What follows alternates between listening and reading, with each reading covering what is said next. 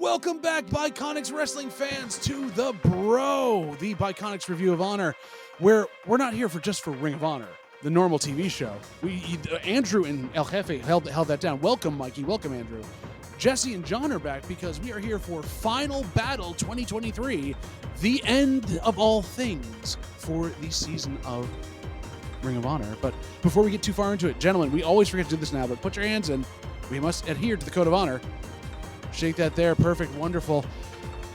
Ladies and gentlemen, we are back together to go over a super card of honor, honestly, but not the super card of honor and not anything, not Death Before Dishonor, but this is Final Battle.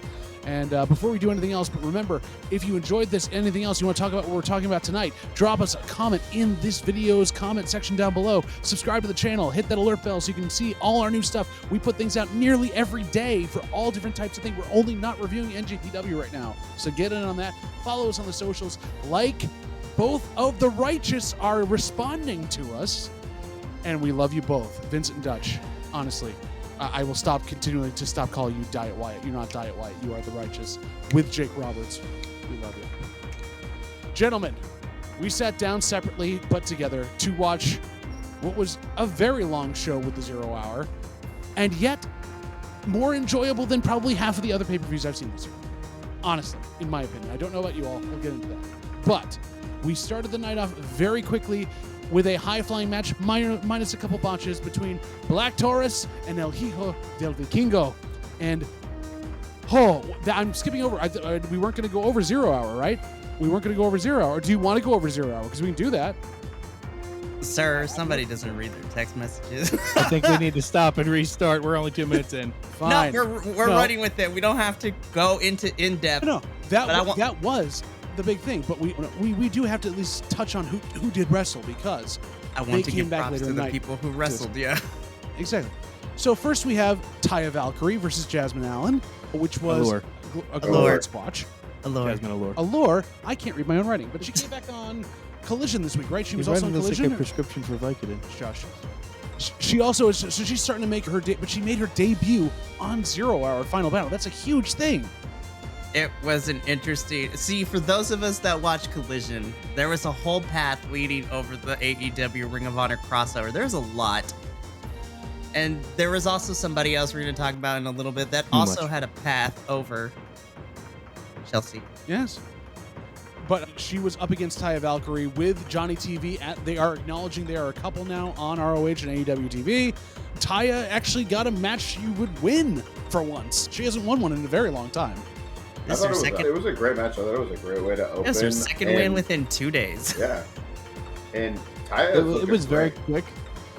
I would have liked them to get to go a little bit longer, but I really do that spot with the sliding German. It always looks nasty. Thank you for bringing that up, because the Professor has been saying all year that 2023 was brought to us by dives and by long promos and everything else here. I think 2024, this is the new hotness that everyone's doing, is the sliding German. 2024 is going to be brought to us by sliding Germans. That came out wrong. Either way. We're going with that. That's going to be our presidential campaign slogan. Sliding Germans. Oh my gosh. This was a longer than usual squash match on a pay-per-view, but it was on the 0 hour thing. Got Taya's thing over. I love Johnny TV trying to play down. This was also like from the ROH before, where they were trying to play down the fact that Taya's from Canada. It's just like trying to tap the American stuff, trying to get it over in Texas at the same time. And yet it was just, they're a wonderful power couple to watch. I think it's going to be fun to see them interact with Dalton Castle as we go forward, because that is where they're going with this. As we move, before we got to this pay-per-view, that is the next thing. Okay, let's move on. Perfect. We then move on from Taya and Jasmine to the Von Erichs taking on the Outrunners. Outrunners, they were their classic selves.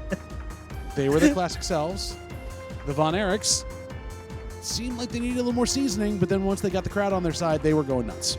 Who wants to hear an interesting fact after Jesse speaks? Oh no, let's hear interesting facts first, because maybe it'll make me not talk out my behind. So, according to what I could find and some news outlets, apparently this is only the 23rd match that these young Von Erichs have had. So they are still relatively fresh and green. They're green. Yeah, I think they were in MLW. Yep. I've seen them there wrestle before. They're actually pretty decent for how new they are. They do obviously come from a very recognizable wrestling family. But yeah, no, they're super new. That's what this was. Yeah. I needed some context as to where the Von Erichs came from. I didn't remember Oh, seeing yeah. them on AEW. I haven't seen one on ROH. Evidently, they're new in this promotion and still very young. To me, this was clearly a cash grab because of the Iron Claw movie that came out. Oh, Von Erichs, cool. Let's promote him and get more money in that movie and more people to watch the show. And they which were in is Texas. fine. They're in Texas too. I'm just happy I got to see the Outrunners. Yeah, they Which were in also- Texas. Texas thing, I That's- think, was big, too. Which is what we also got. explains why our next person was Yeah. also involved with this final Survivor of the Fittest qualifier match between Bounty Hunter Brian can I pull? Keith. I had two things I wanted to bring up before we get to that. No. The Outrunners friendly fire monkey flip is one of my favorite comedy spots I would love to see. That was amazing, and I thought that Marshall Von Erich looks like he's a dollar store Dexter Loomis. It's the mustache and the light hair. He looks like Dexter Loomis's weird cousin, which is saying something. I had questions of just the whole ring setup. I'm like, sir, like you're wearing pants, but not really. What is it? It was really weird with the brace and the ankle thing and just the shorts. No, he's wearing bare feet because his dad wrestled barefoot, so he had to. I know that. Do you, huh? Listen, Speaking I'm of- dumb. I'm not stupid, okay? There's a difference. Speaking of ring setup, that reminded me, I know this is off the topic there, but I was thrown off at first, but I enjoyed the fact that the hard camera was facing the entrance ramp for this. It was like watching No Mercy Yeah, on it was, N64. it was super weird at first, and then I really enjoyed it. It made it feel much more balanced. Like, I was much pleased by that. Much pleased. We were much pleased by this. But as Mikey was alluding to, there was someone else brought into this that was their hometown versus also having an excellent match, getting into the final part in the Survival of the Fittest match. The bounty hunter Brian Keith makes his ROH re-debut versus someone who I want to see a lot more of right now Yes. in Jack Cartwheel. Yes. I thought this gimmick was going to fall flat. I did not give him the time of day, and I admit right here, Jack Cartwheel, I was wrong. I am a stand for Jack Cartwheel. Heck yeah. He did so much in this match. He hit So many cartwheels. everything out of a cartwheel. I didn't realize how many ways you could turn a cartwheel into a wrestling move. It was phenomenal. And he did so much in this match, I thought it was a shoe-in. And yeah, I don't know what. I think it was a wrong choice. I think everything they did from this point, they could have done with Jack Cartwheel too. Brian Keith did not earn his spot in that match. I'm sorry. That cartwheel overturn dragon screw that he did, just watching that, my knee hurt. Like, ow. Meanwhile, we know Mikey was a big Brian Keith stand for this, and Mikey was happy to see Brian Keith there. Yeah. And listen, I agree that Jack Cartwheel did the most in that match on 0 Hour. But now looking back at it, being one of the two people that reviews Collision here, it made a lot of sense because there was a follow-through line between this match, him being in the Survival of the Fittest match on the actual main card, and then him actually having a really baller match against Orange Cassidy. But I raise you the question, could all of those things happen with Jack Cartwheel? They probably could, but you also have to consider that, to my knowledge, this is really Jack's first time in the mainstay of a company, whereas Brian Keith has been doing this for... And that's wonderful you have name recognition. It was his hometown. It was Brian Keith country. As I said when I said it, he didn't earn his spot. Jack Cartwheel carried that match. Even in the Survival of the Fittest match, you had 6 moves that maybe Brian Keith did, which I know he's great. I know he's done a lot in his career. He didn't show me, as a person who didn't know who he was, why he was there. I want to echo that sentiment, but I'm going to wait till we get to that actual match because I've got a little small thing prepared in regards to that. Ooh, prepared remarks. Spicy Jesse. We moved on from that match, setting up that Brian Keith got to be the 6th in the Survival of the Fittest match. Pause. I thought Mikey was spicy. Mikey's picante. You're spicy. I thought I'd be pickled. You can go for whatever you want. It's your choice if you Okay. want to be pickled. Speaking of pickled, someone who looked like he came out of a jar and seemed a little bit better from the cue cards he had from Tony Khan, setting up tonight's thing the entire time. Mildly better. The word tonight was said about 17 times in this promo, and there was no inflection change on it at all, just tonight. But Maybe Phil Collins wrote it for him. But that set us up because he did announce the final match on 0 Hour. Daniel Garcia versus Blake effing Christian. My God. You want to close out a 0 hour. You want to close out anything like that, you put those two together, and they took us up and down all over the place. They took the breath out of everyone else. They went fast, they went slow. Blake Christian got really mad at him, and Daniel Garcia's hips do not lie. I had the previous match as my match of 0 hour, and then the first note I wrote under here for this match was change my mind about the best match on 0 hour. Yeah, they threw it down in this think? match. They threw it down it was crazy, especially as they picked up towards the finish and then the eventual finish. I thought they both had a great showing. It was a good job for both of them, and nice for Daniel Garcia to be in a match that you're like, okay, maybe he'll win, maybe he won't, as opposed to what it seems like his position in the Continental Classic. Mikey? It was cool. Not just kidding. No. Again, this was a really nice match. I really enjoyed it, and this was a nice follow-through because this match saw Daniel Garcia go back to his more hard edge, hitting people really... Sorry. Anyways, this was a nice return to form for Daniel Garcia, going back to his technical wrestler and hard-hitting style that I know him for, which again is a nice follow-through because that's exactly what I got watching his match against Eddie on Collision. I thought there were a few times that Daniel Garcia may have punctured a couple of lungs hitting Eddie. So he hit Eddie so hard, and Eddie hit hard back too. Somebody check on these guys. But again, you can never go wrong anytime Blake Christian is in the ring. He's that good. No wonder I'm just like, this. It was beautiful. That's a Pure Rules match we have to see down the line in ROH. Those two need to get together.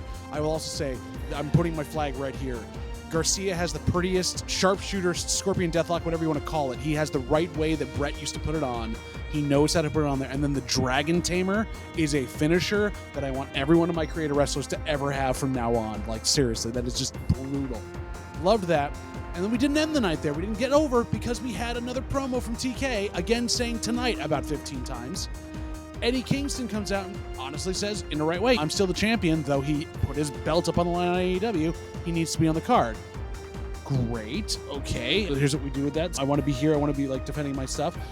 We get a proving ground match between Creator Wrestler 47, not the good one on the Workhorseman, the other one, and Eddie Kingston. And it's going to be later in the night. And I'm sitting there going, okay. Guys, why did Anthony Henry get a shot at a proving ground match? I can't answer that, but the way you threw the word great out there, this was not great. This was, they went, oh shit, our champion's not on the card. Maybe we had better change that 8 minutes before we go live with the rest of the show. And Anthony Henry. Plus, did this card need another Hasn't match? he taken every pin when the Workhorseman's lost? Yes. Yes. I continued to get frustrated by this match later on. I did not understand why we needed to have this match, period, let alone it be on a pay-per-view. This is a match that we see them open Ring of Honor's weekly show with, and we still wonder why it was Anthony Henry.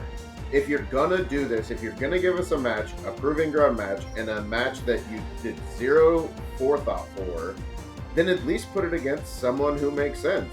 I guarantee you there was somebody else back in the locker room who could have done this match with Eddie and at least had us go, oh, maybe they'll actually win this one. We've seen him now have 3 proving ground matches for titles we don't even know what's going on with because they're tied up in some other thing where somebody else is going to win it to go along with their other 2 titles. I think, honestly, what happened was Athena cut that promo, and then all the writers were like, oh, I think she's right. Well, on top of that, since you didn't book Eddie in the card in the first place, it's funny because he's defended the title more than Claudio ever did, but he's still ranked above Claudio as a better champion. But yeah, you're right on this, Andrew. I think they could have brought in, they have a bunch of people they've just brought in and just signed that could have come down for a one-night stand in ROH. Probably wouldn't have won that thing anyways. Or honestly, pick up somebody that you knew that didn't make it into the ROH TV title championship. It was on that level. So, I don't know. Mikey, do you like Creator Wrestler 47 or do you like 52, the other guy in the Mama's Boys? So this is where we're going to start to disagree a little bit. Oh, no! I don't hate that we have a proving ground match, but what my issue was, and we'll talk about it when we get there, is the placement of Set It. I was just like, do I agree there could have been another men's wrestler to face Eddie? Absolutely. You could have had somebody else. But I didn't hate the fact that we were getting Eddie on the show. What I had an issue with, and I will reiterate it, and I will go into more detail, is where we placed it in the card. Because spoiler alert, this ended being the semi-main event before the main event of the pay-per-view. And I'm just like, no, this is not where that goes. I'm like, absolutely not. But again, I don't hate that Creator Wrestler 429 was gonna have a proving ground match. My issue is where it was placed on the card. I just feel like Josh Woods deserved one over Anthony Henry at this point because Josh Woods was on the card and he's been like sitting there winning matches back to back to back. That's the person to stick there. I don't know how everybody else feels, but Josh Woods not being shown correctly because I'm like, he lost to qualify for the survival of the fittest. And I'm trying to remember who he lost to because I was upset about that. Lee Johnson. Okay, I can't really be mad, but I was like, Josh Woods would have been more entertaining. I'm sorry. Yeah, I do get it, why they may not have put Josh Woods in there, because they don't want to give him another loss like that. But I totally agree. I think the whole situation was a prime example of how they continue to disrespect and not think about the Ring of Honor titles. Like, across the board. Like, not realizing you don't have your champion wrestling on your card. Not thinking about a match for them to be in. Hell, put one of the Continental Classic matches, his next match, put it on there. Like, at least there'd be more invested in that.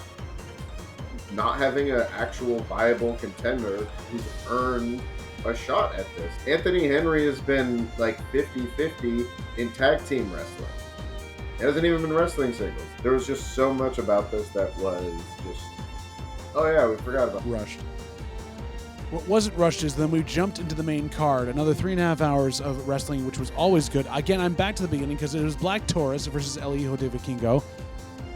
I'm a fan of Black Taurus now. Holy crap. Like, that, how does that person move like that? How does that person go back and forth? And I also wrote down, how does they breathe in that mask? Because that was one of the coolest lucha masks I have seen in years. It's funny that you just discovered this person. Me and Andrew already know this because, you know, of a little indie fed that apparently JBL likes to make fun of us for reviewing called Impact. He's been a staple over there. That doesn't exist anymore. That doesn't exist anymore. I watch TNA. I don't watch Impact. Sidebar, they already... TNA, you watch Impact because Impact's their weekly show. Impact presents. I don't watch TNA. Impact. I just watch the pay-per-views. Oh. Anyhow, Jesse, you were about to say... I don't know if I should say it now because apparently Mikey and Andrew are big fans. No, I was very impressed by Black Taurus. My first note I wrote was I watched them both come out. I was like, okay, I'm a big fan of El Hijo de Vikingo, clearly, obviously. And I was like, oh, great, he's facing Mantar. And then immediately crossed it out. I was like, nope, no, I'm not making that joke because I was so impressed by him. I would have let this match go for another hour and would have been sat there fat and happy watching the whole time. Honestly, this is what Vince wishes Mantar was. Let's hear it from the people that know Black Taurus. Let's hear it. What do you got on this? This match was crazy. Like, that over-the-head power slam from the top rope. The Gorilla Slam, yeah. Yeah. What was it, that corkscrew that Vikingo hit through the ropes? That dead toss power bomb that Taurus hit onto the floor. There was so many big spots in this, and it's funny because we were talking about this not long ago when we were talking about watching lucha down in Mexico and actually getting to see luchadors do lucha, like actual lucha stuff, and getting to see them wrestle in this. It's two people excellent at what they do, doing it excellently. It was phenomenal.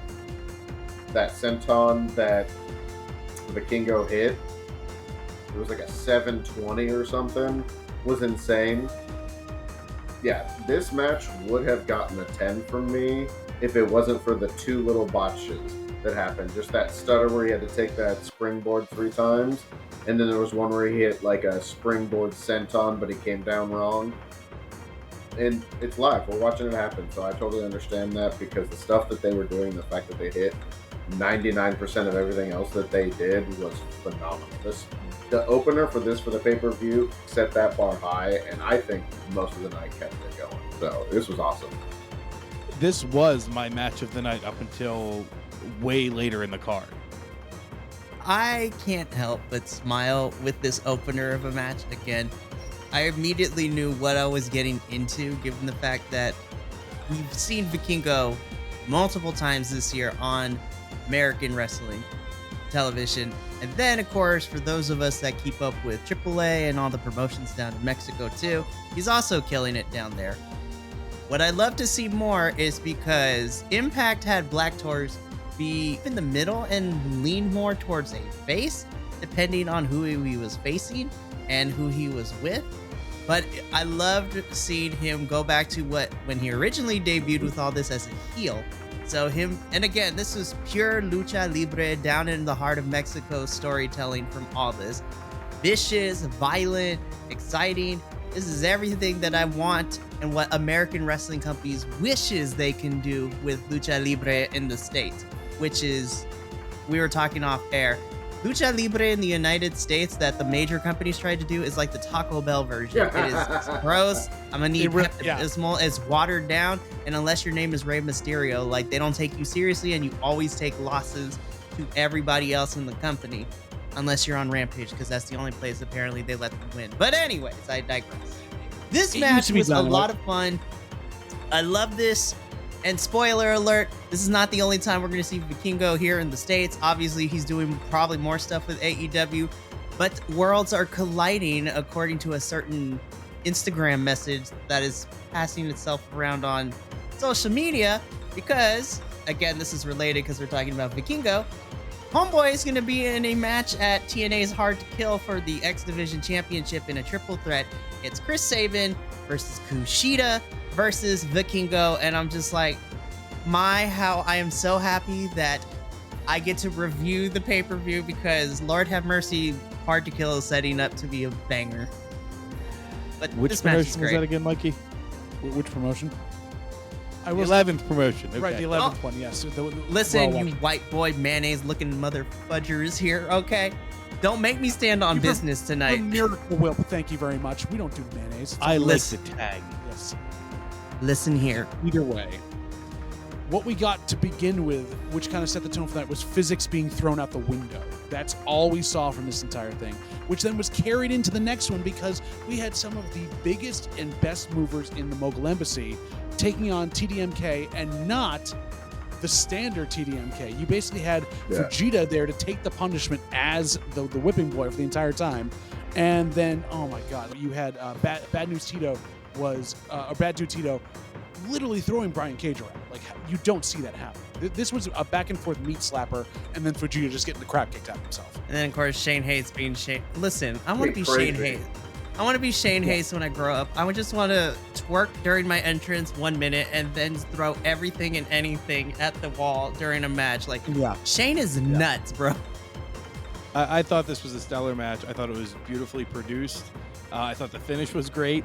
I think one of the best moments was when the mic picked up Prince Nana yelling, 1, 2, 3, why can't you remember that at the ref? That made me right out. And then I really, he's grown and I'm becoming a big fan of the Wild Man Marquito. I am really a big fan of him and I want to watch more of him. Yes.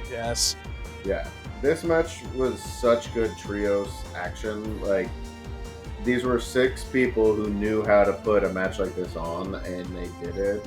Bad Dude Tito was like the highlight of this match for me because he came in and he cleared house like multiple times, and the fact that he could look like an absolute bruiser with Mogul Embassy in there is crazy.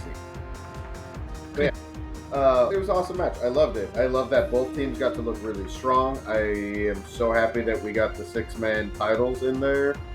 This was a great way to do it when you don't have a lot of established 6-man teams.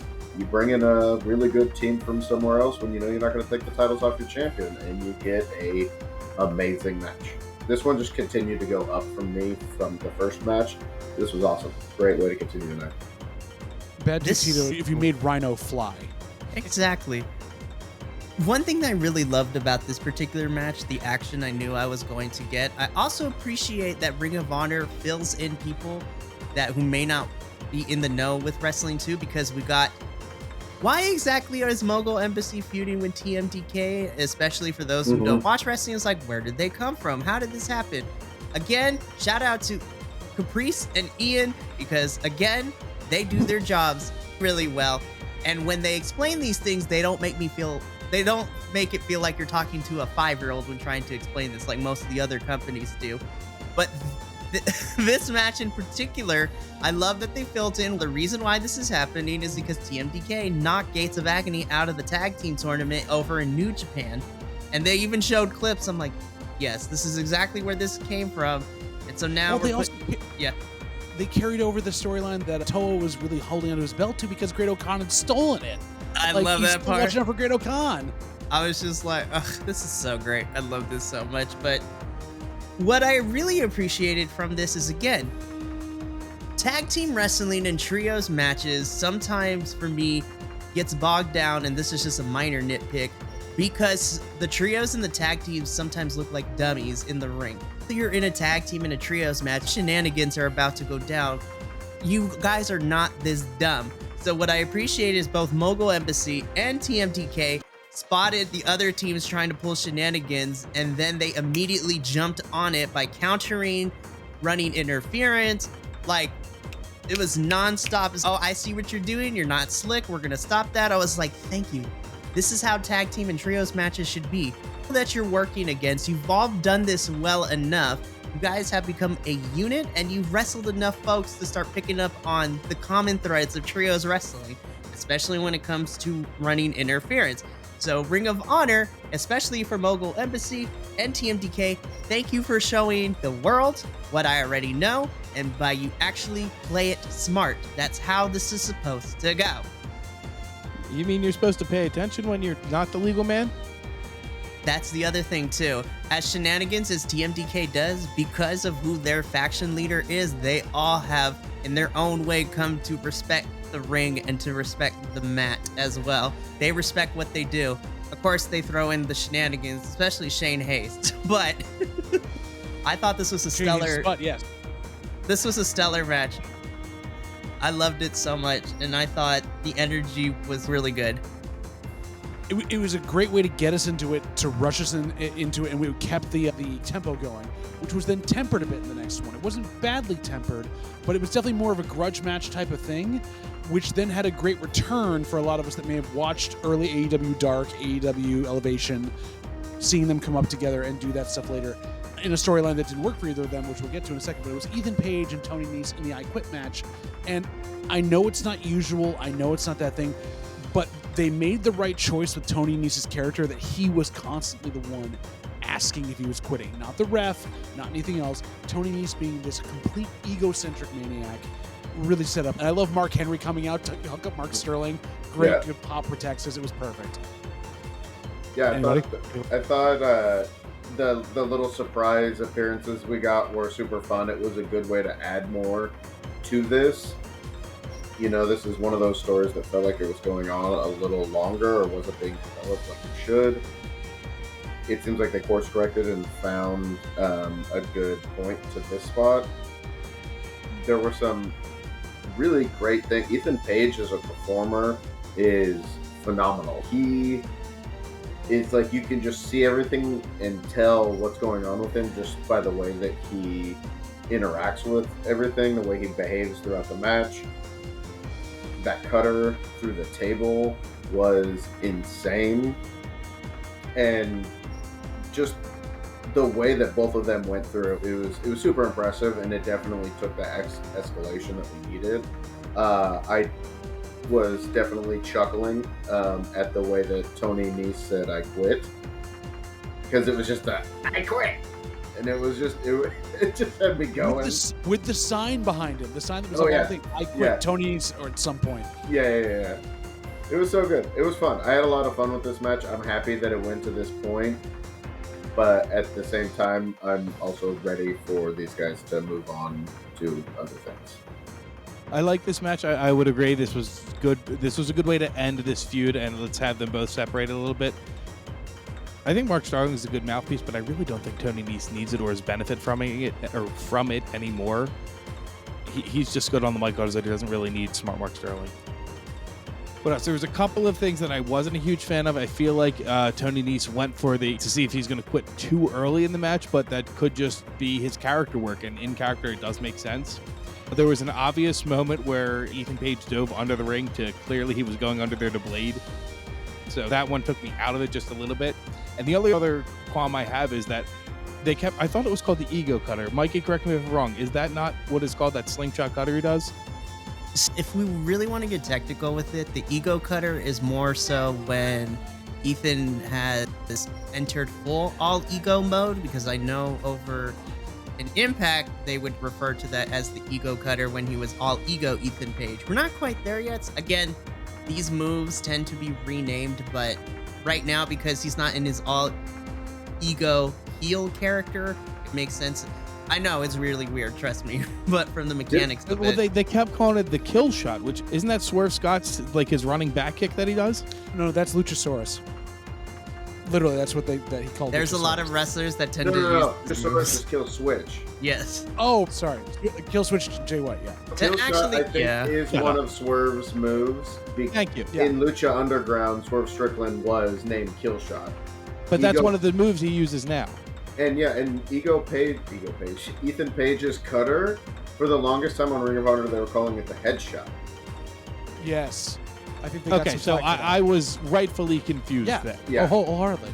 Tonight, that on this card was the first time I remember it being called the Kill Shot, because previously in his matches, especially before he lost to Nese, it was being called the headshot. So I don't know. Okay. Maybe there's the some only other issue thing, came up the only and other thing to mention for me about the match was what I really enjoyed was the clearly dated Miss Cleo reference that I actually got. They're Yeah. calling me now. I loved that. And then explaining it how I love how like Ian was like, my son won't get that reference, but here's what it is. And it didn't make me feel dumb for that or feel like I was old for that either. It was really, again, Ian and Caprice are amazing at what they do. Mikey, did you enjoy this match? Did you enjoy the pieces of it where like Tony Nese aged 30 years by getting hit in the face by powder? Did you enjoy that I actually Scorpio wrote Sky that in came my out to save his notes. ass? Okay, And Scorpio so Sky came to save him. Yeah. okay, that was so awesome. yeah, so I'll talk about a bunch of stuff. So I had to rewind a little bit because I like turned away to write something down, and I looked up. I was like, "Is it the lighting? Like, what happened?" I was like, "Why did Tony Nese turn into?" Yeah, I was like, "What happened?" So I went back. I was like, "Okay." It was really nice to see Scorpio Sky because I was like, "Yep, that totally makes sense of this." Mark Henry also coming out was I was like, "Cool, sure, fine." Don't know how he played into this plot, but down. Okay, cool. Listen, I'm all for ridiculous, candid moments. One of my favorites moment of this match, of course, is when Tony Nese asks Ethan if he quits after he is handcuffed to the back. And then Ethan, with just all the gusto, moxie, and just the guttural "fuck you" was the best part. I was like, this is why I love having this pay-per-view on a streaming app, because you can get away with so much more. I thought Very this much was a so. fun match. Upon first viewing, because I watched this twice, upon first viewing when I watched this, I wasn't sure if this is where I would have put this match on the final card, but then watching it through a second time and then just watching it to watch and not trying to take notes, I'm like, no, this makes sense. Because you had the AAA and then you had the crazy 6-man before, so everyone's already on that emotional high, the energy high. And then this was nice because it was still violence, but it was petered, plateaued a little bit, so that way we can continue the energy in the night. Though, Yeah. both of my viewings, I feel like that plan backfired, which we'll talk about the next match soon. Yeah, this next match ended up becoming, and I didn't want it to be, but it became the bathroom match, which is sad because the performers in it did a lot of good stuff. I really enjoyed it. Nyla Rose was brought out to take on Vert Vixen, which was going to be a squash match as we knew, but luckily on pay-per-views they get their own entrance. You see all that stuff, which is good. I enjoy watching Nyla Rose work. I'm so glad she's getting more work on ROH. Vert Vixen is a great hand to be able to put stuff through that like that. They seem to work well with each other for the most part. That choke slam off the top rope was messy, and I worried that Vert Vixen landed on her head. But other than that, it was definitely a very much power move for power move, and Nyla Rose getting some great response at the end of it, which was good. But yeah, it was a little slower than we needed. Yeah, I think one thing I noticed in this, and it came up previously, Mikey, when you were actually talking about it, I think, was getting to see the fun side of Nyla Rose. Because on AEW, we always hear as the native beast. There were a couple moments in this that Nyla cracked a genuine smile and was having fun. And that made me enjoy the match a bit more because it was just more fun for everybody involved. Maybe not for Vert mixing it all the time. But yeah, this was a weird match for me to have on the pay-per-view because I get why Nyla is here, and seeing this makes me go, it would have made more sense if it was like Taya Valkyrie versus Nyla Rose. But then at the same time, they're both in a position where they don't want either of them to lose. Or like Layla Hirsch and Rachel, who've been building up for the last couple of things, and them against her. But yeah, it was a weird match because it definitely felt like a weekly Ring of Honor match, not a pay-per-view quality match. Oh, we got a deep breath over here. Why? Why did we do this match? The only good part about this match was we got another women's match on the card. Week after week, Ring of Honor shows us they've got the best women's division out of all the promotions. They prove that week after week.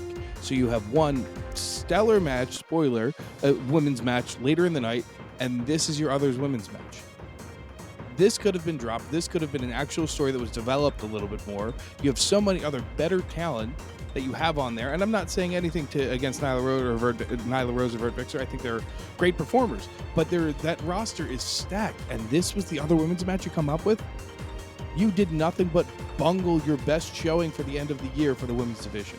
That's what you did here. That's what this accomplished. I was not happy with this match at all. I didn't think it was as egregious as Jesse is saying, but I can see where his points lie. It's not the match itself that was so egregious. It was the concept itself and the whole act of, we've got all this great women's division. Let's not highlight them at our end of year show. Let's bring in more AEW stuff to tide it over because we've got too much roster there and we don't know what to do with it. So let's throw it on the other show and push the women out. Why? Okay, I'm sorry. Mikey, I will not cut you off again. I understand that was incredibly rude of me. So please continue. No, I agree with you, and that's where I was going with my whole argument too. And Mikey, I want to interrupt you. Shut up. No, But it's really, okay. why you? No, I'm just kidding. Go ahead, keep going. All right, it's fine. I lost my train of Mikey, thought. go ahead Thanks, you and guys. I legit lost my train of thought. Thanks, guys. Here, maybe this will help. I think one of the great options that they could have gone with was you flip-flop this match with the Taya Valkyrie match that opened up the card, and you have Taya go against Kiera Hogan. Because you already set that up with something that happened on TV. Mind you, it was only the last episode or whatever, but at least there's some history there with it, and it's two names that bring something to the card. Yeah, that was it. That was the only thing I had to add. And Mikey, it sounded like you understood Jesse's point of view with the fact that this kind of wasn't needed, but I know that you also agree with Andrew that Nyla having fun is something that we don't get to see a lot, and this is definitely a good place to have it. I think my issue with this whole entire match is not the performers themselves, because I thought they gave us $5 says, I bet that they were told last minute, hey, we're throwing you out there, go do something. I was like, it makes a lot of sense. I think if you wanted to include Nyla, I think that honestly, if I were going to book this, which Ring of Honor doesn't hire me because why not? Honestly, if you wanted to perpetuate a storyline that's going on Ring of Honor, I would have had Nyla still be there, but then give me a backstage segment where it's just Maria's, all right, Rachel, look, Layla's been bugging me to give you another shot, so here's what I did. I made you a match for tonight, so you're gonna go out there, you're gonna prove yourself, but then this is Maria being schmozzing everything, be like, oh, by the way, it's against Nyla Rose, good luck, and then Rachel tries her best. She gets a couple licks in with Nyla, but this is the native beast we're talking about, so ultimately Nyla's going to destroy her, which furthers Rachel's losing streak, and Maria's just, see, Layla, she's not winning, she's losing, but also in the subtext of the opposite side, where Layla's, yo, you kind of put her in a lose situation here, Maria. Is that what's gonna happen to me if I don't do what you asked me to? Again, there are multiple ways this could have went. I thought this match didn't need to be on the card. I would have actually swapped out by putting Rachel in there, but I'm a big fan of Nyla, so at least I got to see her on here because she's been shown on Ring of Honor more than she has in AEW this whole entire year. Unless you're on Evil Uno's TikTok page, because she kills me over there. I love her on when she commentates his Can we review that wrestling Fed? promotion. Hilarious. Sure. Please review that, Fed. Do a She wiener is so roll. funny Do a on wiener that. roll. Should we have flipped the Eddie match to here? Oh, by the way, shout out to Nyla Rose because her and Serpenticle are now tag team champions in another promotion. Their picture was hilarious. I love them. I I want to look see it up. that But on no. Ring of Honor. My question still stands. Should we have put the Eddie match here? No, we should have put the Eddie match next week on Ring of Honor. 100%. There we go. You're right. You're so right. Agreed. You know what match we couldn't have done on Ring of Honor TV, though, because it would have taken too long and honestly would have made me even more mad than I needed to be? This next one, which I was excited for going into it, which is the Survival of the Fittest match. Dalton Castle, Lee Johnson, Lee Moriarty, Brian Keith, Kyle Fletcher, and Commander. I will say this up front. The work was stellar. Yes. These guys left everything in the ring. The stuff that was done, every one of these guys got some great spots in. Why you gotta fuck Dalton Castle like that? Why? I'm walking away out of frustration, but I'm still listening, gentlemen. So my pick and our predictions for this was Dalton Castle, and I don't think I would be crazy to say that I think most people assumed when you looked at the 4 other people that we knew were going to be in this, and by the time we got to this match, the 5 other people that were going to be in this, Dalton Castle seems like your pick. The match itself was phenomenal. There were a lot of fun parts, a lot of great parts. Dalton Castle is so good. So good. I do not understand what they are doing. Why does he not have a title? He's already on TV every week. He's phenomenal. He's one of the best performers that they have out there in any of the divisions. I don't understand, how I think he went out second. Went out second after doing the comedy spots really well, but did the same comedy spot 4 times. I was waiting repeatedly for the time for him to overcome that and then start getting into the match. And then by the time that happened, he was gone. I was surprised Lee Johnson got eliminated first because parts of this match, it had me so split because the match itself was phenomenal. And with who we were left with and what he showed, the winner of this, I thought, sure, good, he earned it in this match, but there was no build up to why he would even be here anyway. He's not been on Ring of Honor, and then suddenly he's been there a couple times, but he's overdoing this AEW stuff, and then they just throw him into this match. Also in the previews, in all the promos, his reason was the least worthwhile out of all. Yeah. I'm just going to bring it back for Don Callis. Yeah. Spoiler, Kyle Fletcher won. Although his sequence with Commander, I would watch that as a match any day. Oh, yeah. That was ridiculous. Yeah. But you're right on that. Oh, my God. But Moriarty should have been out second. and I was surprised that Brian Keith eliminated Lee Moriarty. But the fact that Johnson got eliminated, he got eliminated first, pretty quickly, and he got into this by beating Josh Woods. I was like, oh, maybe they're going to do something big with this, having him clean beat Josh Woods. And then, nope, first one out, not even through that much stuff. You're right. The Commander Fletcher match, I'd have watched just the 2 of them wrestle for this title. They did phenomenal things together. This match itself was great, but how we found ourselves here from Joe carrying around the title to where we got to for this night, again, more examples of just decisions and creative choices being made that I do not understand, and I can't put together where their forward thinking and long-term planning is, if they have any. Neither could they, because there wasn't any. What did you all think of the fact that it was Johnny TV that got Dalton out? Because it was following the storyline they've set up over the last couple weeks, and I want to see them as a thing. But Johnny didn't do anything. He messed with the boys. Yeah, no, Mikey, would you like to go? Mikey, go ahead. I'm going to wait till everyone airs their grievances, because this is where we're going to disagree. Okay, then I'm going to air mine now, if that's okay, gentlemen. What the fuck are we doing? What are we doing with this? I said, and you didn't listen. Clearly, you weren't listening. Why weren't you listening? 2 reviews ago, I want to see a Dalton Castle Johnny TV feud. It's going to be great, but I didn't want to see it now because Dalton needs the title. You gave it to Kyle Fletcher, who is a great worker, got a super fantastic career ahead of him. Love to watch him work, but he's tied up in AEW with that Don Callis carousel cavalcade of crap that he's dealing with. Why does he need the title? He didn't need it. And then my other part, which Mikey, I know you're going to be pissed off about this, but I've got to say it. Why do we have Brian Keith come out twice? There's so many other people on the roster. I made a list of them that could have filled in that spot, and for me would have been more entertaining. I get it. He's local. He's Texas. Great. Where's Willie Mack? Where's Jack Cartwheel? JD Drake, Drilistico, Angelico, Gravity, Josh Woods, Metalik, Nick Camarado, Serpentico, El Gringo Loco. I would have taken any of them. And it would have been a more entertaining match. It would have made more sense. But you have Johnny TV do like the weirdest kind of distraction. And then Dalton Castle, who is the most over out of those 6 performers, the one that makes the most sense, who can actually bring some prestige back to that title, because Joe dropped it and they said, oh, maybe it's a fart. No, it wasn't a fart. They shit all over it. And what are you doing? Like, why did we give it to who we gave it to? Why did we give it to Kyle Fletcher? It didn't make any sense to me. And then the first bout of the match, the first 4 eliminations, they were good. They were okay. But that last half of the match, the last elimination, was amazing. And it's good to a degree, but it also felt like they pissed all over the first part of the match. Like, we saved all the good stuff for the last 2. The crowd. Did you hear the crowd after Castle went out? They didn't care anymore. They left the match. So I was not a fan. I was so excited for this match.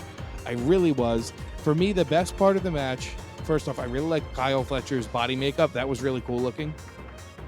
And I really liked in Dalton Castle's entrance when he's talking about, they're going to have a figure of me soon, and you'll have tiny Dalton Castles you can take home. That made me laugh, and I was excited because now I want a Dalton Castle action figure. I want one too. But aside from that, I can't justify the amount of time that this took and the decisions that they made. I completely disagree. And Mikey, speaking of disagree, your turn. Here's where I stand on this, and I totally agree with Andrew. When we did our picks, I picked Dalton Castle because I really wanted Dalton Castle to win this. I feel that this was a right moment to do. Dalton Castle is already extremely over with the crowd, so I can see the appeal in wanting to give him the title. However, when I thought about it after watching Final Battle twice, revisiting a couple of my notes and looking through everything, I think it would have been a really fun moment to have Dalton Castle finally get the title, and we would all be gushing and praising the matchup for having Dalton Castle win. I had to take the fan perspective out of it and be more logistical about it. So yes, Dalton Castle has been working up to this, and he makes sense because he really is, of everyone in this match, it's really the only constant ROH guy who is constantly on Ring of Honor television and things like that. Me personally, I don't mind Kyle Fletcher holding this title. I hated the reasoning of why he wanted to win this thing, which was stupid, but I don't blame him. I blame whoever wrote the crap for him. So again, there's that part. I personally think Kyle Fletcher won this title, and I don't necessarily agree with it, but given the fact of how much work Kyle Fletcher has been putting in from being thrown around to different factions and things like that, and it's not his fault because tag team partners are injured or plans go awry because people are no longer with the company, so Kyle has been the constant moving part. And to be fair, at least Kyle has been on Ring of Honor more so than anybody else in this match. So I would also argue that Kyle is technically a Ring of Honor person, even though he's in this crappy storyline with Don Callis' family, which, by the way, that's also gone through a loop now that Kenny Omega is out indefinitely. So once again, the curse just follows Kyle. But we wish Kenny a speedy recovery. Diverticulitis is no small matter. No, it is. Really I was like, as soon as I read that, I was like, oh, that's not going to be great. we have it. It's not good. That Springboard Destroyer, Mikey, was that like your move in the night? Because that was insanity right there. I loved it. There was a lot. I actually really enjoyed this match, more so on my second viewing because I wasn't taking notes, so I got to catch everything. I will say that for this match, I think the biggest issue and I agree with you gentlemen, I think the biggest issue is not the performers themselves. I blame the way that I saw this match. This has Tony Khan's hands all over it, is what I saw. It's like the thing like when we were younger, and I don't know how many of you are older siblings, but I'm an older sibling, so this was reminiscent of I have my toys and my action figures on the shelf, and then the younger sibling comes in, grabs them, and then just starts messing around and playing with them to see what happens. That's exactly how the booking of this match went. Now, I posed the pushback I know a lot of you guys wanted to see Jack Cartwheel in this match, which would have been really phenomenal. We would have gotten some fun spots. Now, would you three be as hard on Brian Keith had we not seen the 0 hour match? Yes, because I had no idea who he was. Exactly, exactly. No, Yeah, he wasn't a known ROH body to me. He wasn't a known presence. Yeah, this mystery spot, like and this was the problem with this match overall, was you do a mystery spot to be revealed on the day of for someone returning to your company who's been out for a while that's a big name, or a special name you've either brought in out of like retirement or something, or from another company for a big moment like that. Brian Keith is not that name. And even if he was local, all that stuff, like I get all that kind of stuff. But if I would have been more let down had he shown up just, and here's Brian Keith. I'd have been, who's this guy? Oh, he's local? Okay. I would have been more let down. At least I got to see him prove it a little bit. You had so many local people in this entire card. You could have picked from any one of them. And yes, we would have lost Shane Taylor versus Keith Lee, but put Keith Lee in this.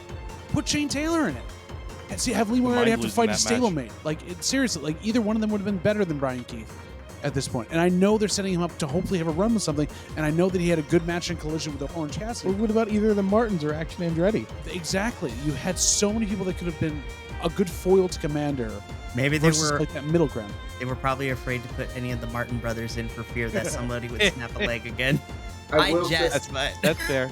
I will say then they should have re-signed Enzo Amore and then sent him back up to AEW so he could feud with Ricky Starks. Get out, Jesse. I want that. I want to see you that. will not speak that into existence. Get Leave out. my house. Leave my house. Hey, I didn't say he was a good person. I didn't say he was a good performer, but he's entertaining. You brought him up, and now you've opened that to the gods. That's just twice. This is the second time I brought him up on this channel. Go ahead, Andrew, please. Just clear the air. I'm trying to remember what I was going to say. I got so distracted because that person has that effect on everybody's string of consciousness. But I think the bigger problem with the Brian Keith stuff is it ties into more things that just felt like, wait, why?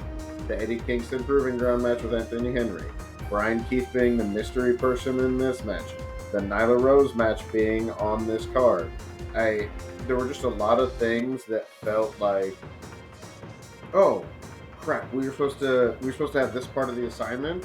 Oh, who did that? Nobody did that? Okay, let's just copy and paste this into here and we'll have this go here. Or we have this extra piece, let's just do this. Because honestly, there were some of these that like could have been replaced by better options or just not been there at all. That's just where I think a lot of the frustration comes from. I think the biggest problem with this match is that minus Dalton Castle and probably throwing Kyle Fletcher, and I'll throw Commander in there too. He's had enough matches on Ring of Honor to be considered part of the staple. A lot of these guys are mostly AEW folks. And again, this is what goes back to what I was saying. This is Tony Khan, his hands are all over this match. And I agree that one, you could have replaced some of these guys with actual Ring of Honor guys like Josh. I understand where JBL's coming from. You don't want to have Josh lose another one in this match. But honestly, I would have been fine. And with multi-man matches like this, the easiest out for any character is just, there's 6 people. One-on-one, I have you. It just wasn't my night because there's a lot of people, especially if you want to push Josh like that. So Josh would have been fine. There's a couple other people. And I feel that as the person who really likes Brian Keith, I think what would have helped him get over with everybody watching who's not familiar with his work, not that long ago before this pay-per-view, he has a match set against Danielson because he put a bounty on Danielson and Danielson accepted it. But I was very surprised that Ian and Caprice didn't mention that because normally they are pretty good at mentioning a lot of the independent stuff. But I feel that if you were going to include Brian Keith in this, I feel that you should have had at least maybe 2 or 3 matches or promos leading into this to make you, okay, what's his character like? Where does he come from? What's his style of wrestling? Get to see it and give him a chance for people to be like, you know what? I'm interested to see what he brings. But then again, this is Tony Khan's biggest problem. The problem is that for those people who are in Texas and people like myself who love interesting wrestling characters, I'm always going to be a supporter, especially if your wrestling character is based on the actual historical figure. Brian Key's character is based on the actual Sheriff Bass Reeves. That's fucking cool to me. Oop, that's my one curse word for the word. Meanwhile, no, we've already gone past the amount of curses for that. But meanwhile, we also have the next match coming up with a guy who's also not got a fully defined character, but is a champion and can carry that on from there. Because we had Wheeler Yuta taking on Filthy Tom Lawler, has a bigger, like, described character than Yuta does, but it worked in that situation, which we didn't have in the previous match because there was a style put to it, which this match didn't have style. They had to get their characters over in the Survival of the Fittest match in certain ways. It can be done. Tony showed it. I just think that Brian Keith got a raw deal out of it, which you brought up very nicely, Mikey. That's what I'm saying, and that's what I mean by trying to be logical, because I can see your guys' point, and I'm trying not to come at it as unbiased as I can, because I'm a hardcore Brian Keith person. His story getting to wrestling and what he's gone through personally is inspiring to me. And again, as somebody who is a person of color, I'm always going to support people who push through all adversity and hardships in order to get here. But I think Tony Khan did a disservice to Brian Keith by not giving us information beforehand to make everybody interested. I'm invested in Brian Keith because of what I know of him in the independent scene. I don't want to say casual, because if you watch Ring of Honor, you're not really a casual wrestling fan because it's a subset of us. But you have to give us information. You gotta give me a hook. Again, writing perspective. There was no we got hook in the next match too. We got hook in the next match. Low key, I'm actually excited when we get that FTW match. Finally, they did what I've been asking them to. But to conclude my long ramble of this, because I'm taking up too much time and I apologize, but you need to make us care. So therefore, if you're gonna do a Survival of the Fittest match, use your local talent that you have in Ring of Honor. And when I say local, use the bodies that have been there and been putting in the work on the weekly shows for Ring of Honor. If you're going to bring in outside wrestlers to be a part of this, you need to build us up to that, especially if you don't know the body of work that a lot of these people in this match do. And third, I don't hate that Kyle Fletcher is the champion. I really don't. I just hate the fact that I'm going to wait and see. If he defends this thing on Ring of Honor television, then I'm not going to be... Again, I am going to be the optimistic one. I am happy to eat crow if I am proven wrong, which I'm probably going to be. But until that fucking moment, I need to be optimistic and I need to wait and see, because I have been proven wrong where I wanted to hate something and then give it enough time and won me over. But I think Kyle Fletcher deserves it in the sense that how much work he's put in this year, and this is his reward for putting up with all the unfortunate circumstances that it is. And honestly, I feel like until Mark Davis comes back, or so that Aussie Open can finally maybe grab those tag team titles again, I think this is a fine for him. Now, I'm very interested to see what happens with Johnny TV and Dalton Castle. I also agree. I feel like Johnny should have cost Dalton Castle more. And at first I wanted to hate this match. Yeah, I wanted to hate this match, but I actually enjoyed it. And I'm more upset of Tony Khan's decision-making and booking in this match than the actual performers themselves. So I blame Tony in all of this, and I think that's my final statement on this. We'll get to Johnny TV and Dalton Castle as we go into the new year. That's set up for that, and we got to this now because, as I said it before, we had Wheeler Yuta taking on Filthy Tom Lawler in a Pure Rules Championship match, and Wheeler Yuta surprised me a lot in this match because he sold so much better as the underdog heel in this, as smart as he was about it. But he did call his shot the week before in the go-home show. I'm going to get a punch in that's not there, and got the ref not to see it, knew what he was doing. These two worked so well together. I was just very afraid that Wheeler was going to slip out of the ring because Filthy Tom Lawler was a mess of sweat everywhere. So much sweat. Those fucking jorts, man. I loved it so much. I was like, this is so stupid, but I like this. He Rick-rooted the jorts. So I was like, what is happening?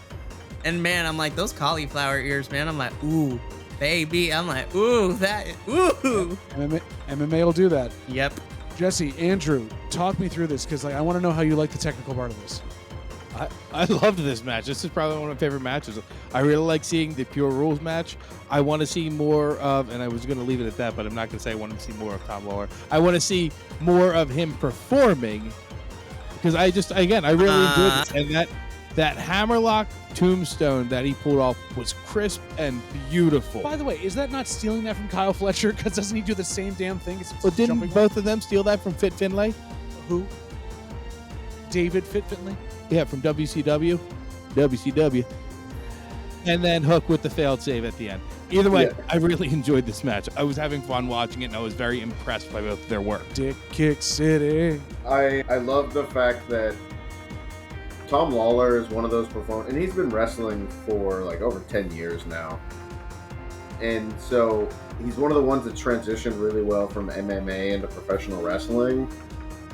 And there's been some other folks that have done that as well. And interestingly enough, it's usually the people who are not so successful at MMA that transition well over to it, to the point where they don't look like they're having a really hard time not fighting MMA and doing professional wrestling. But he did a great job, and I like the way that he brought in the pure style, but in a more kind of like rough-nosed kind of MMA version of it. I thought he did a great job in that. I agree too. I'd love to see him more in Ring of Honor. That Kimura that he held on to from the top all the way to the ground, rolled over and put him into the Kimura again.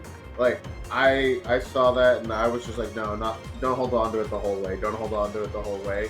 And he held on to it because I was just waiting for a shoulder or an elbow to just pop out on Wheeler Yuta, but they held on to it. They went the whole way through. That was super impressive. There was a bit of a mix-up on the finish, which was a bummer because I thought they had such a great match up till then. And I really liked what happened with the end of this with Hook, the way that Wheeler Yuta kind of played the whole situation, because for me, it was a perfect storytelling device for showing that Wheeler Yuta is the bad guy. He's underhanded. He's not going to take those challenges. And then I love the fact that he did something that so few people do when they get chased out of the ring when they're attacking somebody, is then they go to leave, and when the person that saved them is distracted, they come back in and then they attack that person. Like, it was just very good bad guy storytelling to put some more into Wheeler Yuta. So I like the fact that they did that because they need to give him more. And I feel like him being the pure champion and being over in Ring of Honor, getting more focus, is good because he's never going to pull the spotlight when he's with BCC. That's just not going to happen. So I thought it was great. I thought it was a good match. I love Pure Rules, and it was fun to see Hook. I'm looking forward to their match too. Yeah, I have one Wheeler Yuta comment that it's somewhat related, but I feel that as a character, as a performer, he looks so much better with his beard thick like that than with that thin, scraggly thing he had for so long. It makes him look dirtier and greasier too. Like he's like a guy that you just feel is gonna cheat at something. He's gonna cheat at games that you don't even need to cheat to win, and it fits. It's perfect. I'm playing solitaire. Yeah. I thoroughly enjoyed this. I'm just happy to see the Pure Championship be defended again. And of course, that now that we know what we know about why it was taken off of Shibata, thank goodness, hopefully speedy recovery to Shibata, because that dude has been through the ringer from how he finally got back to the wrestling ring and then just making sure he's going to be able to be okay after this. I don't mind it being on Wheeler. I really enjoyed this match. I'm one of the few people. I'm excited to see this FTW Championship match against Hook and Wheeler. Again, that's all I wanted from this FTW Championship. Just make it a gimmick match where it's just like anything goes, fight the world, street fight, no DQ, whatever you want. I'm just happy to finally see the curse for Tom Lawler wrestling in any AEW-owned promotion company happens. Because remember, he was supposed to fight Adam Cole at Forbidden Door, but he got sick. And then I believe he was supposed to fight somebody else, but then that didn't work out either. Yeah. He was at Mox. And that didn't work out either. So I'm happy to finally see Tom Lawler actually get to wrestle for an AEW adjacent pay-per-view. And this was definitely a good one. And yes, Hook miserably tried to come in for the save, but I am excited, and I think, weirdly enough, Wheeler versus Hook works on paper for me, just because of styles, and if this is just more, I'm going to kill you, I'm here for it. Perfect. Who else was also on this card that hadn't been on TV in a while, Mikey? My boy Keith Lee, and not the food reviewer. Not the food reviewer. Keith Lee, Shane Taylor. I love that Ian and Capri set up the fact that, yes, while Shane Taylor says he's from Texas, he's from Cleveland. He's really not from here. But I love that his family was ringside. They got disappointed like every family at ringside ends up being, but his kids were cute. And my God, I'm sorry, this match had my move of the night. The Flying Meat Destroyer. My God. Give me that meat flying upside down. I love it so much. The Canadian meat grinder. The Canadian meat grinder. Dude. God. Match was so excellent. I figured it was going to, because Shane Taylor's really good. Keith Lee's really good in the ring. And I was just like, one more pretty boy run, please. I was like, yes. I want them broken up, though. I think them broken up is still fun. I love it. This match ruled.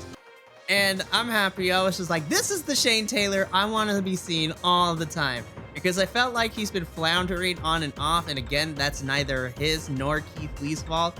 I blame whoever decided we write this feud, forget about it, look through the drafts as, oh, snaps, I forgot. We had this feud going. Why do we stop it? All right, let's figure this out.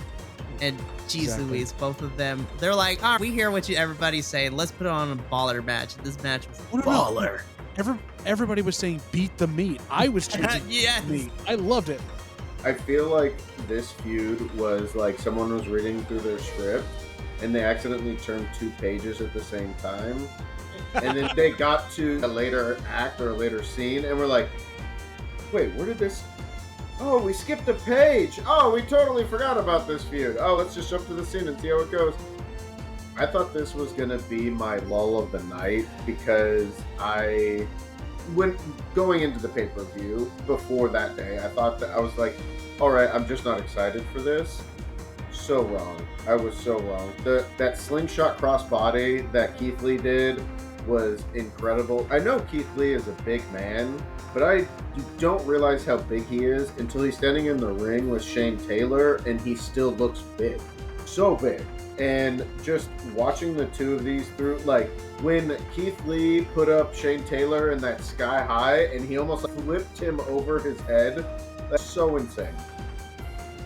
I loved watching this. Like you said, that destroyer was insane. I fully expected the ring to come apart a la WWE, but I was just so invested in this match, and I ranked it at almost perfect. And then the moments with them afterwards, because the storytelling that they were doing through this whole thing, you felt deep down these were two guys that respected each other, but also were super mad at each other. It was like watching two brothers fight.